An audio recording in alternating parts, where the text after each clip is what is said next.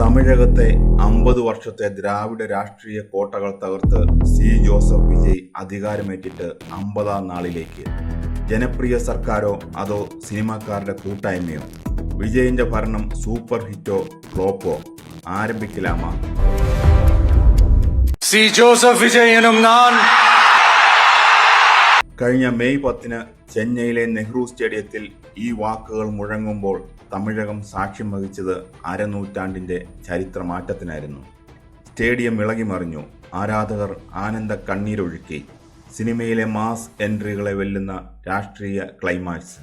അതെ, തമിഴ്നാടിന്റെ 9ാമത് മുഖ്യമന്ത്രിയായി ഇളയ ദളപതി വിജയ് കസേരയിലിരുന്നിട്ട് 50 ദിവസങ്ങളാകുകയാണ്. തിയേറ്ററുകളിൽ വിജയ് പടങ്ങൾ റിലീസ് ചെയ്യുമ്പോൾ നമ്മൾ ചോദിക്കാറുണ്ട്, പടം ഹിറ്റാണോ ഫ്ലോപ്പാണോ എന്ന്. വിജയിന്റെ ഭരണം 50 ദിവസം പിന്നിടുമ്പോൾ ഇത് സൂപ്പർ ഹിറ്റോ അതോ വെറും ആവറേജോ? തമിഴ്നാട്ടുകാർ തൃപ്തരാണോ? സിനിമയിലെ സഹപ്രവർത്തകർക്ക് ഭരണം വീതം വെച്ച് നൽകിയെന്ന ആക്ഷേപത്തിൽ എത്രത്തോളം സത്യമുണ്ട്? ഇത് വെറും ഒരു നടൻ മുഖ്യമന്ത്രിയായ കഥയല്ല. എന്തുകൊണ്ട് ഈ 50 ദിവസങ്ങൾ ഇന്ത്യൻ രാഷ്ട്രീയത്തിൽ നിർണായകമാകുന്നു?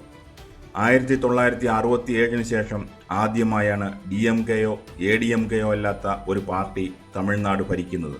അതും രൂപീകരിച്ച് വെറും 2 വർഷം മാത്രമായ തമിഴക വെട്രി കഴകം എന്ന പാർട്ടി.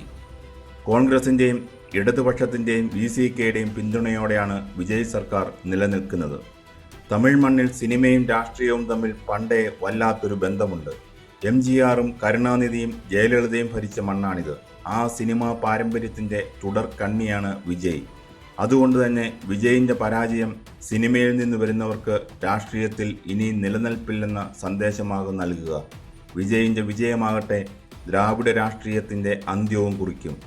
അതാണ് ഈ 50 ദിവസങ്ങളുടെ പ്രാധാന്യം.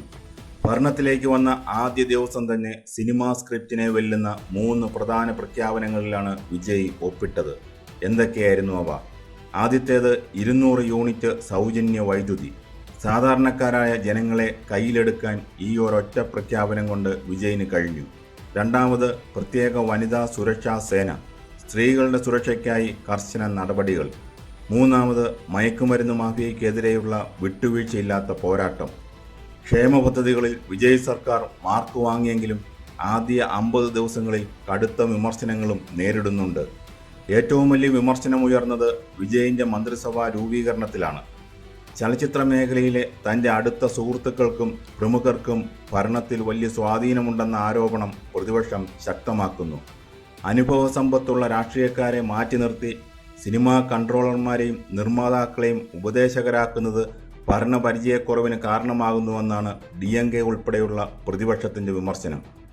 ചലച്ചിത്ര മേഖലയിൽ പ്രവർത്തിച്ചിരുന്ന തൻ്റെ അടുത്ത സഹപ്രവർത്തകർക്കും പ്രമുഖർക്കും വിജയ് ഭരണകൂടത്തിൽ പ്രധാന പദവികൾ നൽകിയിട്ടുണ്ട്.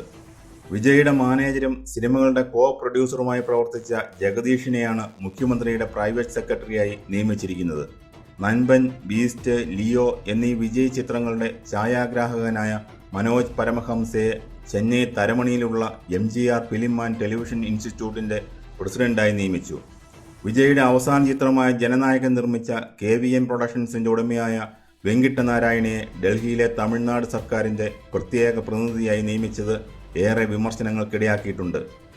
വിജയിൻ്റെ നിയമസഭാ പ്രസംഗങ്ങളിൽ അദ്ദേഹത്തിൻ്റെ സുപരിചിതമായ സിനിമാ ശൈലിയും മാസ് ഡയലോഗുകളും കടന്നുവരിക പതിവാണ്. രാഷ്ട്രീയ എതിരാളികളുടെ കടുത്ത വിമർശനത്തിനും ആരാധകരുടെ ആവേശത്തിനുമാണ് ഇത് വഴി തുറക്കുന്നത്. സിനിമകളുടെ ഓഡിയോ ലോഞ്ചുകളിൽ വിജയ് ആരാധകരോട് കഥകൾ പറയുന്ന കുട്ടി സ്റ്റോറി ശൈലിയാണ് നിയമസഭയിലും തുടരുന്നത്. അഴിമതിക്കെതിരെ സിനിമകളിലെ നായകന്മാരെ അനുസ്മരിപ്പിക്കുന്ന തരത്തിലുള്ള ഭാഷയിലാണ് വിജയ് സഭയിൽ സംസാരിക്കുന്നത്. വിജയുടെ ഈ സിനിമാറ്റിക് ശൈലിക്കെതിരെ പ്രതിപക്ഷം കടുത്ത വിമർശനമാണ് ഉന്നയിക്കുന്നത്. പ്രതിപക്ഷ നേതാവ് ഉദയനിധി സ്റ്റാലിൻ പറഞ്ഞത് മുഖ്യമന്ത്രി നിയമസഭയെ ഒരു ഷൂട്ടിംഗ് സ്പോട്ടാക്കി മാറ്റി എന്നാണ്. ഭരണത്തിനൊപ്പം തന്നെ വിജയിൻ്റെ വ്യക്തി ജീവിതവും തമിഴകത്ത് വലിയ ചർച്ചയാണ്.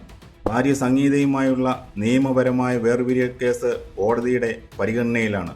2025 ഇരുവരും വേർപിരിഞ്ഞ വാർത്ത വലിയ രീതിയിൽ ചർച്ചയായിരുന്നു. ഇതിനിടയിലാണ് നടി തൃഷയുമായുള്ള സൗഹൃദവും ഗോസിപ്പുകളും രാഷ്ട്രീയ എതിരാളികൾ വിജയ്ക്കെതിരെ ആയുധമാക്കുന്നത്. അടുത്ത 5 വർഷത്തേക്ക് തമിഴ്നാടിനെ എങ്ങോട്ട് നയിക്കണം എന്നതിനെക്കുറിച്ച് വിജയ് സർക്കാർ ഒരു വ്യക്തമായ ഭാവി നയരേഖ പുറത്തുവിട്ടിട്ടുണ്ട്. ദ്രാവിഡ കക്ഷികളുടെ സൗജന്യ രാഷ്ട്രീയത്തിൽ നിന്നും മാറി സുതാര്യവും അഴിമതിരഹിതവുമായ വികസനം എന്നതാണ് വിജയിൻ്റെ പ്രഖ്യാപിത ലക്ഷ്യം. തമിഴ് ദേശീയതയും സാമൂഹിക നീതിയും ചേർത്ത് വച്ചുള്ള ഒരു നവരാഷ്ട്രീയമാണ് വിജയ് മുന്നോട്ട് വെക്കുന്നത്. പെരിയാറിൻ്റെയും അംബേദ്കറുടെയും ആശയങ്ങൾക്കൊപ്പം കാമരാജിൻ്റെ ഭരണശൈലിയും താൻ മാതൃകയാക്കുമെന്ന് വിജയ് വ്യക്തമാക്കുന്നു.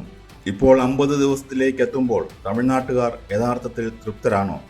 ഒരു വിഭാഗം ജനങ്ങൾ, പ്രത്യേകിച്ച് യുവാക്കളും സ്ത്രീകളും, വിജയൻ്റെ പുതിയ ഭരണശൈലിയിൽ വലിയ പ്രതീക്ഷയിലാണ്. 200 യൂണിറ്റ് സൗജന്യ വൈദ്യുതി അവരുടെ കുടുംബ ബജറ്റുകളിൽ വലിയ മാറ്റമുണ്ടാക്കി. എന്നാൽ പരിചയസമ്പന്നരായ ഉദ്യോഗസ്ഥരെ മാറ്റി നിർത്തി സിനിമാ സംഘത്തിന് മുൻഗണന നൽകുന്നതിലും ക്രമസമാധാന പ്രശ്നങ്ങളിലും വലിയൊരു വിഭാഗത്തിന് ആശങ്കയുണ്ട്. ചുരുക്കത്തിൽ വിജയൻ്റെ ആദ്യ 50 ദിവസത്തെ ഭരണം ഒരു സൂപ്പർ ഹിറ്റ് എന്ന് പറയാറായിട്ടില്ല. ഇതൊരു വൻ വിജയമാകണമെങ്കിൽ വെറും മാസ് ഡയലോഗുകൾ മാത്രം പോരാ, താഴെത്തട്ടിൽ ശക്തമായ ഭരണം കാഴ്ചവെക്കേണ്ടതുണ്ട്. ബോക്സ് ഓഫീസ് കളക്ഷൻ പോലെയല്ല രാഷ്ട്രീയം. ഇവിടെ എല്ലാ ദിവസവും പുതിയ റിലീസ് പോലെയാണ്. ഈ വിജയ് പടം നിറഞ്ഞ തിയേറ്ററിൽ നിർത്താതെ ഓടുമോ? കാത്തിരുന്ന് കാണാം. വിജയ് സ്റ്റൈലിൽ പറഞ്ഞാൽ സിനിമയായാലും അരശിയലായാലും ഫാസ്റ്റ് ലുക്കും ട്രെയിലറും പാത്തും മുടുവ് പണ്ണാതിങ്കേ തമ്പി. ഇത് വെറും 50 ദിവസത്തെ സാമ്പിൾ താൻ. ഒറിജിനൽ മെയിൻ പിക്ചർ ഇനിമേതാൻ വരാൻ പോകുന്നത്. വെയിറ്റ് പണിപ്പാർ.